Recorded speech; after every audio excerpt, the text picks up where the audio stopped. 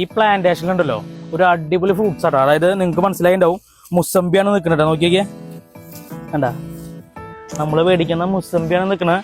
ഇതൊക്കെ നമുക്ക് നമ്മുടെ വീടുകളിലൊക്കെ ചെയ്യാനുള്ളൂ. ആരും ശ്രമിക്കാത്തൊരു കുറവ് മാത്രമല്ലോ കേട്ടാ.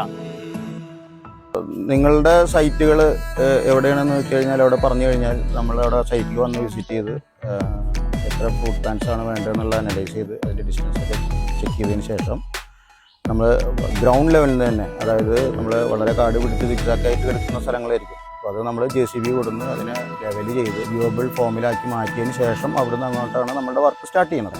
സൈറ്റ് വാട്ടർ ലെവൽ ചെയ്തതിന് ശേഷം ഫ്രൂട്ട് പ്ലാന്റ്സ് അലൈൻ ചെയ്ത് വെക്കലാണ് നമ്മുടെ സിസ്റ്റം വരുന്നത്. അതിൽ ഇറിഗേഷൻ്റെ ഭാഗമായിട്ടുള്ള പ്ലംബിങ്ങും കാര്യങ്ങളൊക്കെ കൺസീൽ ചെയ്തിട്ട് ചെയ്യുന്നുണ്ട്, കൺസീൽ ചെയ്യാതെയും ചെയ്യുന്നുണ്ട്. ഓരോ ചെടികൾക്കും നമ്മൾ കൺസീൽ ചെയ്തിട്ടും കൺസീൽ ചെയ്യാണ്ട് PVC കൂടെ ഇറിഗേഷൻ ചെയ്യണോണ്ട് കൂടെ തന്നെ അതിൽ ആ വഴി തന്നെ നമ്മൾ വളവും കൂടിയും കയറി പോകുന്ന ഒരു സിസ്റ്റം നമ്മൾ ചെയ്യുന്നത്. പിന്നെ അതിൻ്റെ ഓട്ടോമേറ്റഡ് വേർഷനും ചെയ്ത് കൊടുക്കുന്നുണ്ട്. അതായത് നമ്മളിപ്പോൾ പ്ലാന്റ്സ് വെച്ച് കൊടുത്ത് അവസാനിപ്പിക്കുക എന്നുള്ളതല്ല നമ്മളുടെ സിസ്റ്റം. നമ്മളിത് ഒരു കണ്ടിന്യൂഷനാണ് ശരിക്കും. അതായത് ഭാവിയിലേക്കും ഈ പ്ലാന്റ്സിനെ നമ്മൾ എന്ത് ചെയ്യണം, മെയിൻറ്റെയിൻ ചെയ്ത് കൺസിസ്റ്റൻ്റ് ആയിട്ട് കൊണ്ടുപോകേണ്ടതുണ്ട്.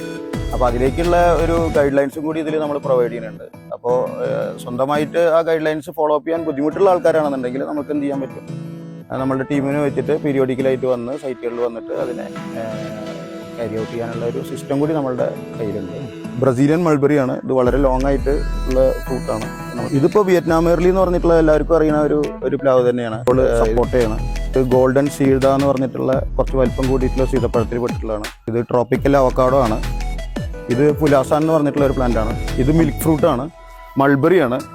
സാധാരണ മൾബറി അല്ല, ബ്രസീലിയൻ മൾബറി എന്ന് പറയും. ഇവിടെ അക്കിക്കാവിൽ ഒരു ക്ലയന്റിന്റെ വീട്ടിൽ ചെയ്തിട്ടുള്ള വർക്ക് അത് നിങ്ങൾ കണ്ടോക്കി, എന്ത് മനോഹരമായിട്ട് ചെയ്തേക്കണം. നമുക്ക് നമ്മുടെ വീടുകളിലൊക്കെ ഒരുപാട് എന്താ പറയാ പറമ്പുകളൊക്കെ പുല്ല് പിടിച്ചൊക്കെ എടുക്കുമ്പോൾ ഇങ്ങനെയൊക്കെ ചെയ്യുകയാണെങ്കിൽ തന്നെ ഫ്രൂട്ട്സുകൾ വാങ്ങേണ്ട ഫ്രൂട്ട്സുകളൊക്കെ നമ്മുടെ ഒരു പ്ലാന്റേഷനിൽ തന്നെ നമുക്കത് എന്താ പറയാ നട്ട് നനയിച്ച് നമുക്കത് ഉപയോഗിക്കാം. നമ്മുടെ ഈ ഫാംസിന്റെ ഈ ഫ്രൂട്ടിന്റെ പ്ലാന്റേഷൻ വെച്ചിട്ടുള്ള ഒരു കസ്റ്റമറാണ്, തിപ്പലിശ്ശേരിയിലുള്ള സുമ എന്ന പേരിട്ടാ.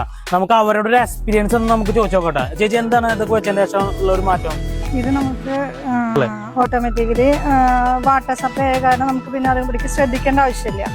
അതായത് നമ്മളിപ്പോൾ ജോലിക്കാരാണ്, നമുക്ക് വന്നിട്ട് വൈകിട്ട് ഇനി മോട്ടർ ഇട്ടിട്ട് അങ്ങനെയൊന്നുമില്ല. ഇത് ടൈം കൃത്യസമയത്ത് നമുക്കതിന് വാട്ടറും വളമൊക്കെ കിട്ടും.